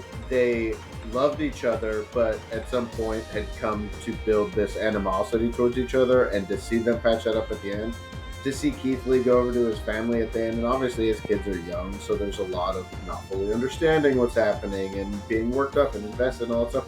So to see him go there and see them be real people and see that kind of emotion and investment that they have into it on the back of the type of match that they put on together, this match was phenomenal. It was so good, and Keith Lee needs to be in the world title picture. He needs to be fighting for that. Now Jesse with the descent. Jesse? And I like doing this because I feel like I'm a trial or baptism by fire here. I didn't love this match. I didn't. I thought the promo in the beginning was great. The promo video package, great production value, great storytelling. Wish we would have had that a few more weeks prior. The showing of respect at the end was great. There was a couple of move spots that were awesome, but for me, the match was just too slow. I was really excited for this, like big men slapping man meat. I was all excited and very happy for it. But I watched the match because when I'm watching it, I usually watch it at 2 times speed, just being able to get through it. And they looked like they were wrestling at regular speed when I had it at 2 times. I, for a moment, went back and reset it to regular, and I was like, no, this is too slow for me. Now, I respect both performers. It just, the match didn't do it for me, and I know I'm the lone dissenter here with that, but that's just my taste in wrestling style. Beat the meat. Beat the meat. Treat the food. So we move on from that. We get the Shane Taylor getting his daughters are crying. It was very nice, a very human moment. And then we go to the most inhumane moments that we have seen on this entire card as we go to the In Memory of Jay Briscoe, basically turning into a Wrestle Without Honor match between the BCC and FTR Bald, FTR Aggravated Assault, and FTR Other Briscoe Brother.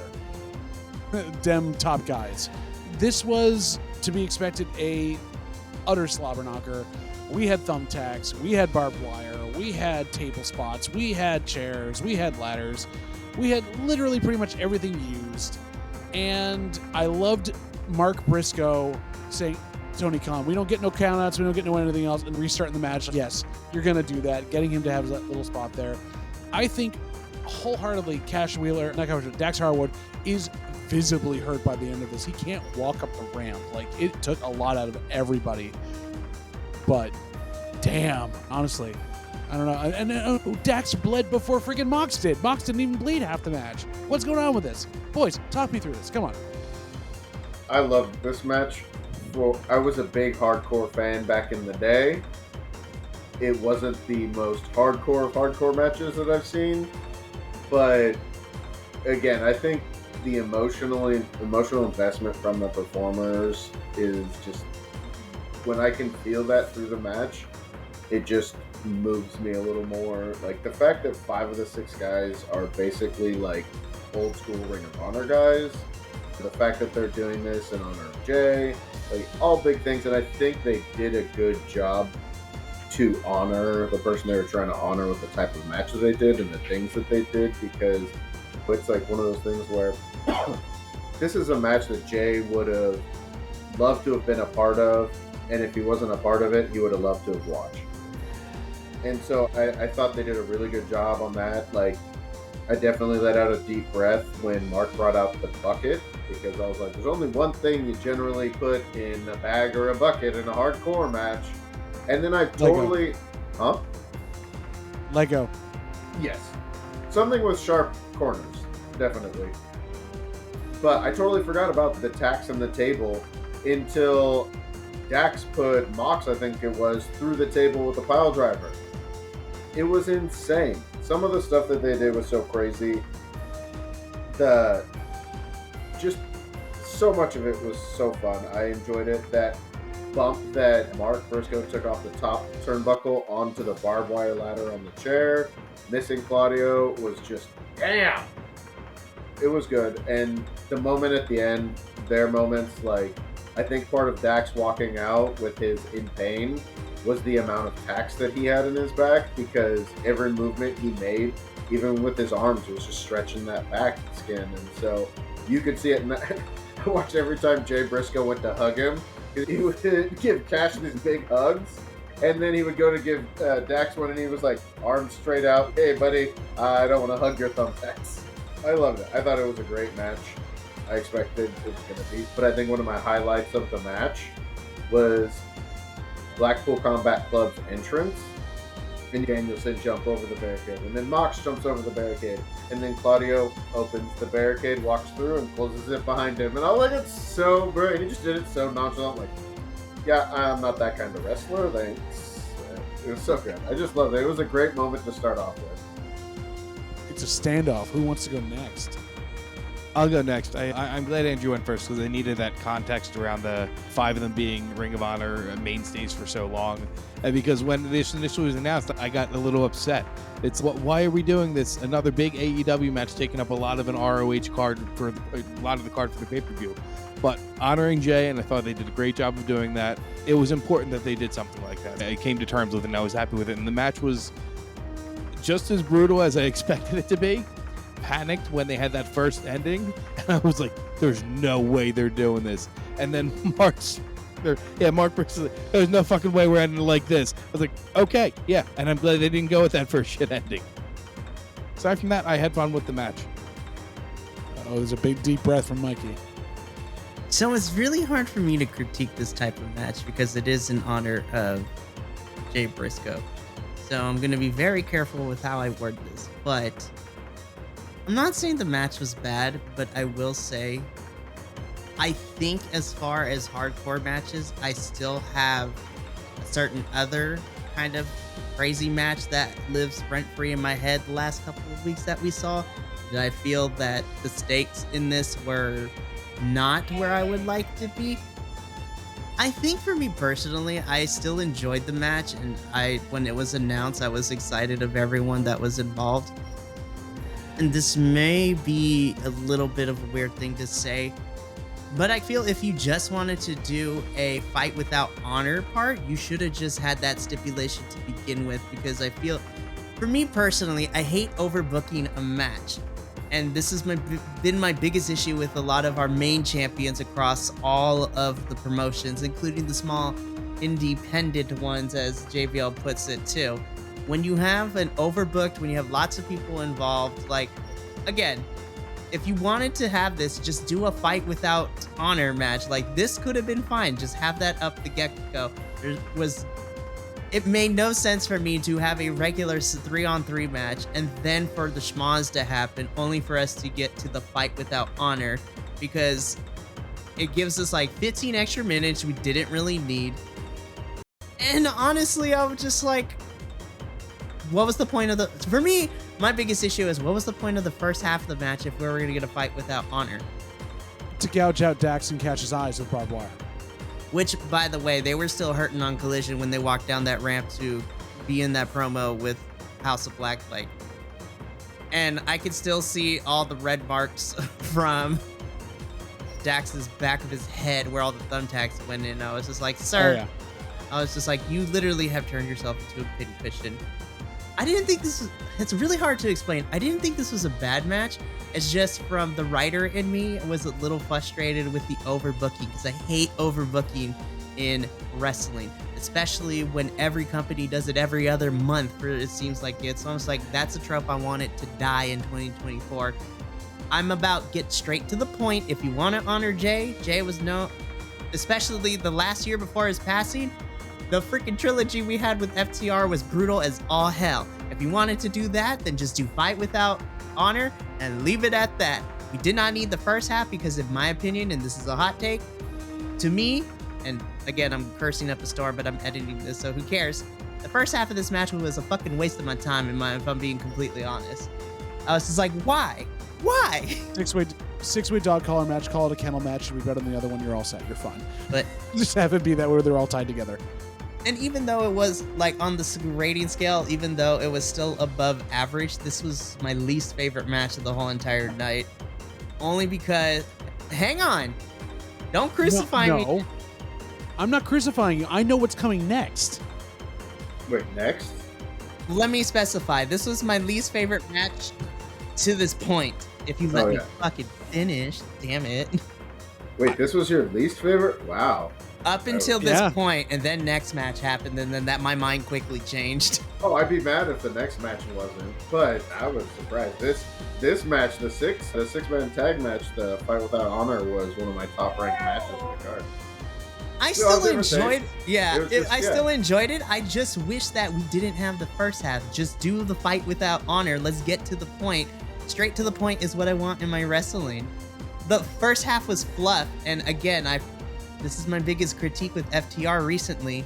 You put them in these dream matches, but then you like overinflate it. You can cut the match by 10 minutes and it'd still be great, but FTR's biggest problem right now for me is that they're always in these like 25, 30-minute matches that can really be reduced to 15, 20 minutes if you really want to be generous here. This was a tribute, but an ego match as well. We all knew that was going to be the case. The overbooking ended up happening. We took it through, but it was a good tribute. I loved them all at the end, pointing up to Mark, and we got good stuff on socials from BCC. Yeah. Also paying tribute to Marcus. We're paying a tribute to Jay as well. Yeah, Mark Briscoe honestly, is my spirit animal, though. I love that. This is, oh, hell nah. And then calling out the red vice racer, you must have lost your fucking mind, boy. Yeah, gotta love it. And again, we honestly could have had a longer match anyways and skipped the next match, which I'm going to skip over. Yeah. Anthony Henry took on Eddie Kingston. He didn't prove himself. Eddie Kingston moves on. Let's get to the good shit. Yes, because we had the match of the night. Yes. Oh, you want something? Yes. No, I need to call out because while I do agree in watching that they are the best announcing team, Caprice was full of shit at one moment. He said, and I wrote down this quote, he said, shots fired. Ring of Honor belts are here and defended here, and that's what Eddie Kingston's been doing. bullshit. Now, I'm going to push back. I agree with you to a certain extent, Shocker. Jesse. I agree with you to a certain extent, but listen, you weren't there for those of us that had to trudge through the fucking Claudio Castagnoli title reign. I'm You sorry. weren't there. You don't have to do as That well as doesn't mean I'm Athena, not aware of but- it. Just because I didn't experience it doesn't mean I'm not aware of it. Because, yeah, Claudio, cool. But where are the Ring of Honor tag belts? Where are Hey. the 6-man tag belts? I can count on one singular hand how many times that Claudio defended that Me too. fucking title. Don't do that.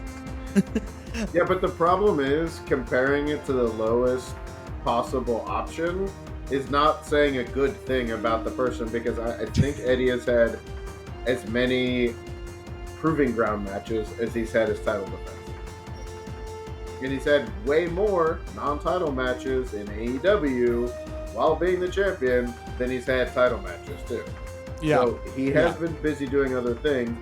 And I get it that he's got 2 titles, but now they're about to put 3 titles on somebody else too. I also have to laugh at the fact that apparently Daniel Garcia was at the event tonight because he came out. That was it. He was on 0 Hour. He closed 0 Hour out, so he was already there. Yeah, I know. But it was like, I was like, why? What was the point of that? There was nothing there. It got me no interest in that I'm going to match. tell you why there was no interest there, because again, it led into what happened on Collision, because that small interaction as Eddie was walking up the ramp, that, again, I smelled Tony Khan's handprints all over this match, man. I was like, it did not need to be here, if I'm being completely honest. Jesse, I know we're overrunning you. I'm sorry. Go ahead and say what you want to say, bud. I don't know. That's fine. And now I'm glad we're having the discussion around it. My main point is you can't say that this is Ring of Honor and this is where the Ring of Honor titles are defended, because that's not the case. I'm checking my receipt. Yeah, I didn't buy that bullshit. I'm smelling handprints because I really want to know what they smell like. Salami. No, this is Tony Khan, so I can imagine it smells like lilac. Probably. Who didn't smell like lilac by the end of this was the final match of the evening, because this was, I'm surprised no one bled more than Billy did end up gigging herself at some point, but still didn't bleed that much. I fully expected Athena to break her nose again. They went at each other in This match ruled! These two knew exactly how to space this out. They trusted each other to go farther than they needed to, and god damn it, Billy Starks, you are gonna be something in this business. Oh, yeah. You really are. Oh You my don't- gosh. Listen, Athena did Hold on. great, but for me, this was Billy's like perfect shining moment. I was like, now this is the next chapter. She's now on the level. I feel that any woman who goes up Athena and does a very long match like this deserves to be put on her level too. Billy Starks, you have proven why you are a prodigy. Lord have mercy. Jesse, you're shaking your head. What's going on? Oh no, I wasn't disagreeing at all. I love this match. I was looking at the back of my notes. I was like, oh, that's right. I had more stuff to complain about. No, but that's about something different. This match, love this match. This was absolutely my match of the night. Like, very clear. I don't know if Billy's blood was real though. It was. She kicked herself. It was Okay, top because of the head it of the stopped hairline. very quickly, and it must be nice to be able to heal so quickly because you're so young. First off, they came out, and I don't know, was it me or was Billy doing like a Donnie Darko thing with the rabbit? That's her thing from the Indies, apparently. But she Okay. used to It have is kinda so like she's- good. I love But it. it screams Donnie Darko to me, and I loved it. And then It's Alice in Athena. Wonderland for her. Yeah. She's Yeah. the rabbit with the clock. Okay. Yeah. That's why she also the back of her jacket. Billy was cosplaying Okay, I as didn't the catch that. American McGee version of Alice in Wonderland. Yeah. I But loved then Athena coming out in the Bane outfit Yes. was beautiful, so cool. Got the coloring right, and that's the hardest thing to do with those Bane outfits. Listen, Athena is a cosplayer. She knows her stuff, man. Clearly, she does. Let's see. There was a moment where when Athena was clearing off the tables, that Capri started thanking. Oh, thank you. No, I wasn't thirsty. Go ahead, throw my water bottle. Thank you, these papers. I needed those, and it made me laugh. I didn't write a lot of notes for this match because I was just so captivated in everything that was happening. The 1-2 whoa after the Stark 10 got me. Like I was like, no, that was 3. That was definitely 3. And then the other big spot was the electric chair driver onto the ring apron. And hold on, I need to ask my esteemed colleague: is that the hardest part of the ring? According to famed expert on it, Simon Miller, it is indeed the hardest part of the ring. That was nasty looking, and in the best possible way. And I loved the ending. Spoiler: I'm glad they're back together. I'm curious to see what comes of this. Oh, Billy's going to go on a rampage in Athena's name now. It's going to be great. This Also, was just before everyone gets to everything else, the Matrix dodge. Showing Yes. that spot everywhere. That is Yeah. so good. their whole sequence of dodging, countering, duck, like all that going back and forth was so good, and it made so much sense because of their history. And this match right here is a prime example that Ring of Honor can do it. They've had a story that's been told and well developed and well done. We built to a climax. We had it with Lexi having her moment in it, and then we went to an Wait, I ending. forgot about that. Yeah, and that led to the near finish. I bought it. I totally thought this was it. We have it. Billy is getting that title, and then she didn't. But even with the ending, with the three of them coming together, that group is still together, and they're the best thing that's been on wrestling TV.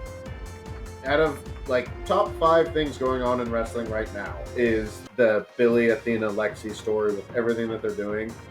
The two of them were phenomenal. The fact that Billy is doing this and this well at just freshly 19 is insane. I love the fact that she's getting this push. She's working with someone like Athena, who is clearly going to be a great person for her to work with. Lexi is one of the best commentators in the business right now. The moves that they were hitting with each other, that shotgun drop kick that Athena hit Billy with into the barricade, like 3 feet straight back into that barricade. It was so insane. That suplex from Billy to Athena off the table to the floor. Like I was watching the whole time going, not to the floor, not to the floor. Nope, they're lining up. There's only one place yep. And they went straight to the floor, and that was so impressive. I loved it. The ending was great. I didn't think I was going to be happy if Billy lost. They set it up perfectly for her to lose. And then the way that they basically just earned each other's respect. It was incredible. It was awesome. I loved it. This was my match of the night. Phenomenal match. And yes, please. Kudos to Mike Posey for also getting that mask out of Athena's hair because that thing got tangled. It was really scary when she was taking some bumps with that. Mikey, I know that we talked about this on the end of the year podcast. This was pretty much everybody's feud of the entire year because it's been going on that long. You have been invested in this since the beginning. You and I have been watching this since it was egg, gestating and becoming this beautiful chicken. I don't know why it's a chicken, but it's a chicken. Tell me, my friend, how did you feel seeing it come to an end like this? I'm gonna eat nuggets upstairs. I think I might actually. I thought it was okay. No, just kidding. It's just like, Mikey! no, so Always the dissenter. as far as in-ring goes, there's nothing I can say that you guys haven't already said, especially since a lot of you already took some of my favorite spots anyways. I do want to, before I get into why I enjoyed this match from a storytelling perspective and from a writer's perspective, I do want to say... Wait, you like things as a writer and storytelling? I'm surprised. anyways, again, lost my train of thought. Oh, okay, no. God damn it, John. Nah, it's my fault. I need to not be like that. But I really like that Lexi got to introduce both of them and had them introduce both Billy and Athena, especially since she is involved in this storyline just as much as Athena and Billy are. Just for the sheer tee-hee and ha-ha moment, I love the overselling Athena did with hitting the belt when she ordered Lexi to come grab it. And I love seeing Lexi hesitate a bit. I was like, ooh, this is a new dimension. Lexi's like, I'm not sure this is the best idea. Bam! That was my favorite spot, and just in terms of, I love how cartoonish it was. I'm a sucker for very over-the-top selling, and that was beautiful. I really enjoyed this match, and obviously, if it hasn't been said already, this was my match of the night as well. But from a writing and a storytelling perspective, yes, as you, John, has said, this is a story that's been told for the last year. So this has been a perfect example that long-term storytelling can work and not get old. And this is a champion that actually I don't mind holding the title for 300 plus days because they actually defend the thing whenever they can. Looking at you, other companies, and DW. The writing. Are you targeting Joe right now? No, I'm looking at a certain Maxwell Jacob Friedman because. Yeah. Anyways, but go check out our Dynamite podcast if you want to see me go off. So you're about the devil. I might be.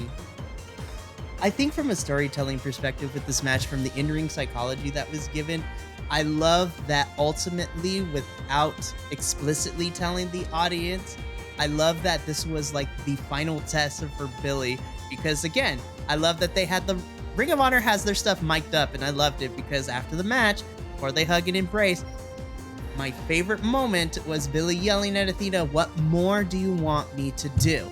And I was just like, from there, it immediately clicked to me. I was like, because there was hints and shades, and watching through the match a second time, if I were to write and tell a wrestler, be like, hey, like, where's your brain in this? How would you want to sell this moment? How do you want to tell this part of the angle? Upon my second watch through, I started to notice just minor mannerisms and character choices that Athena would pick. I was like, oh, she's not trying to destroy Billie for the sake of getting back at her from attacking her. She's training her and getting her to unlock something in there. This is literally the mentor-mentee fight that we thought we were going to get sooner. And when I was looking at this, I'm like, oh, Athena's approaching this as the mentor, and she's trying to get Billie to pass the final test of MIT. Excuse me. Gesundheit. So graduation day happened a little later for Billie, basically, is what you're saying at that point. I may have shed a couple of tears just because it's 2023 and women's wrestling has become important to me, as I have shared multiple times on the network across the podcast and for the other stuff as well. Women's wrestling has always been important, but it means more to me now, especially because of how close, before my grandmother passed away, women's wrestling was our favorite thing. And the Sasha versus Bianca match at WrestleMania will always be why I love women's wrestling, is to see that raw emotion, to show that the women's wrestling is actually a lot better than the men's wrestling right now. And Athena and Billie proved it. I just really love this match. Again, match of the night.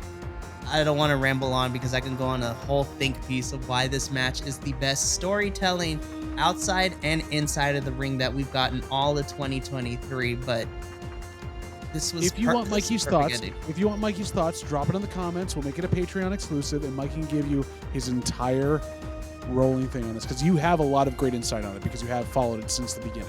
It's very good to have there. There's 2 points that I wanted that Mikey, you made me think of. First off, the crowd is realizing that well, because the crowd the whole time is chanting, "This is wrestling." No, women's wrestling. Women's wrestling. They chanted both of those. But which was as great, because this is what it should be. Yeah. And then having them mic'd up and having the end, which of course Athena is still playing her character so well. After they embrace, after there's too much love. Get off me! It's too much love now. It made me laugh. Get off me! It's too much love.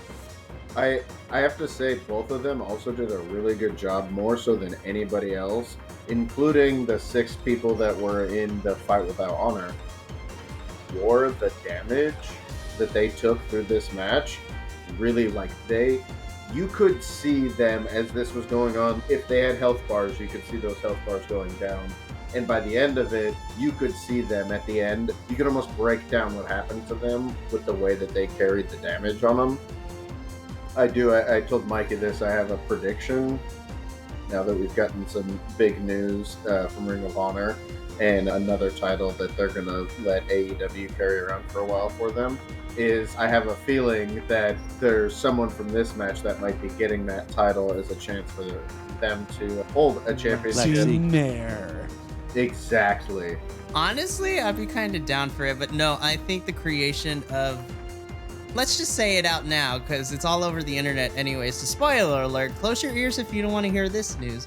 But at a recent ROH taping, which we'll probably see in a little bit in the next couple of weeks, they are having a ROH Women's Television Championship. So something tells me we're going to have a tournament, as we always like to do with new titles. Honestly, there are a few women in mind that I would love to see it, but Billie's at the top of my list to be the inaugural champion with this one, because again, it would be fun for MIT to hold the gold. Yeah, think about... They've got to hold all the gold. Think about Athena and Billie holding the 2 main women's titles in Ring of Honor and defending them the way that they've been holding down Ring of Honor each week. Like, they could run those divisions and that promotion and carry it in such a good way. It just makes sense. especially until we have more confidence that they're actually going to do something consistent with their other titles. Gentlemen, this was a great way for ROH to go out. A great way to have it. Their card was long, but filled with a lot of big moments that we cared about quite a bit here, not just as fans or anything else. We're at the end here. Let's go through our last little thoughts and give our rankings. We're going out of 10 empanadas. We're doing 10 because it's a pay-per-view. I want your 10 empanada scale. Sorry, Andrew. I know you got to double your numbers here, but we'll figure it out. Mikey, let's go with you first. Your empanadas? Now, looking at everything, including 0 hour from top to bottom, I'm going to give this a solid 8.5 out of 10 empanadas for me. I will say Ring of Honor this whole entire year consistently has really stellar pay-per-views. I really enjoyed Final Battle, but there is nothing that will top Death Before Dishonor, which is my favorite Ring of Honor pay-per-view from this year.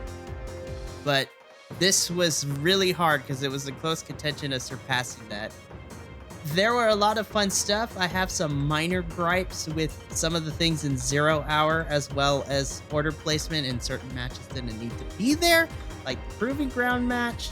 And I felt like you could have switched out Nyla's opponent if you wanted to do something different and mean it more. But also shout out to Nyla Rose, the funniest person on wrestling Twitter. She is amazing. I love her. But yeah, 8.5 out of 10 empanadas. Solid card. I really thoroughly enjoyed it.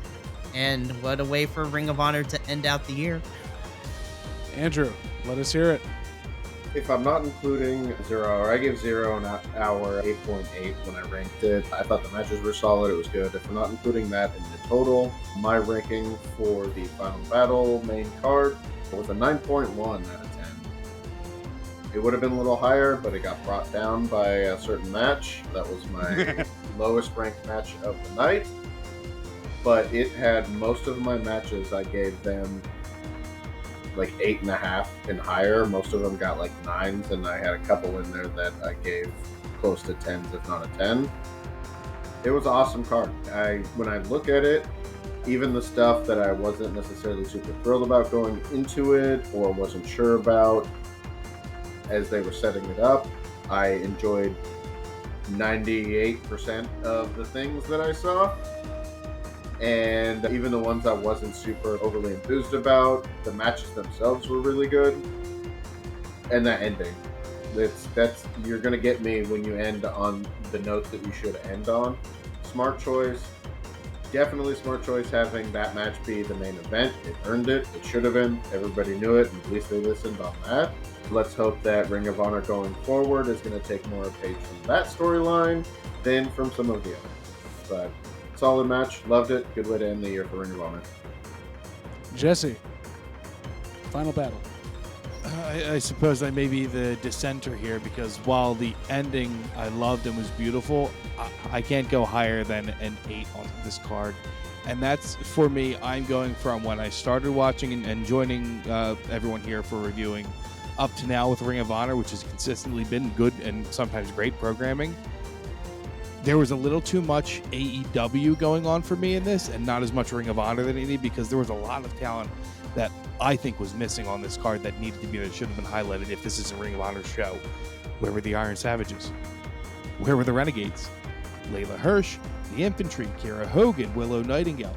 Maybe they're up in AEW now because Tony decided, oh, these are the pieces, these are the action figures I want to play with now, to play on Mikey's analogy there.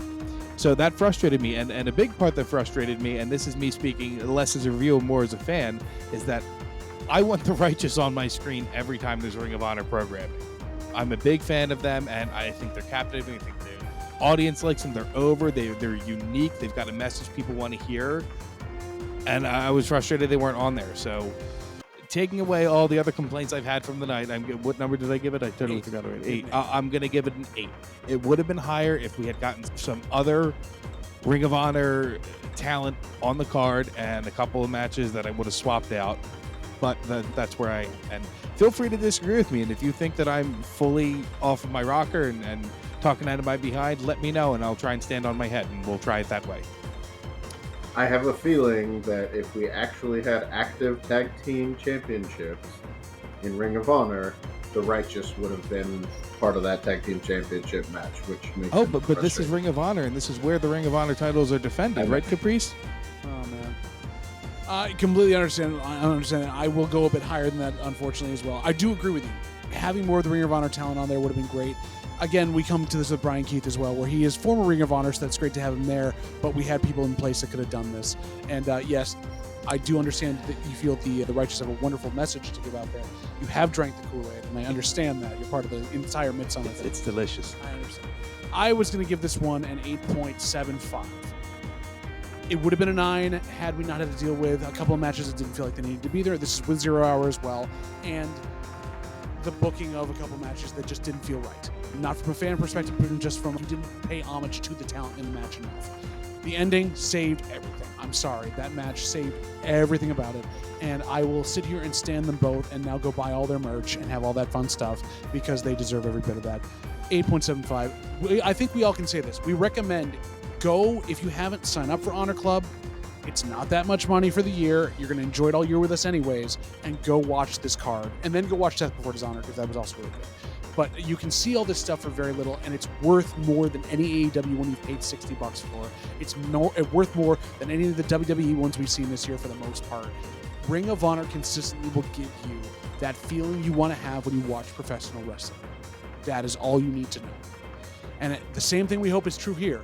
You come to us because you want to hear dissenting opinions, good insight, and honestly, every bit of story that we can give you from our personal things to connect with you in this wonderful art form. We are all amazing here. Thank you to Mikey. Thank you to Andrew. Thank you to Jesse. And myself, okay. But we're just really happy to have you all here. Yes, you've got to figure out. I have one more, and Is this more about the Righteous? No. This is an open invitation to anybody because I get the sideways glance or they want to say something, and I'm not sure if this goes for everyone here. If you see me in public and I'm wearing like a wrestling shirt or wrestling merch, and you notice it and you want to talk about it, just talk to me. I would love that. You have your full invitation to come and talk to me about that, please. You've just opened yourself up to a world of hurt, my friend. You have opened yourself up, and that's great. We all love you, but we understand. Anyone else, obviously, we want to talk about this. Drop some comments in there. All of us do read them. Please let us know. We want to have those conversations. I will continue to just find you in your wrestling shirts and talk to you about wrestling outside of this because we enjoy that. But thank you to Mikey. Thank you to Andrew. Thank you to Jesse. Thank you for coming into our homes tonight.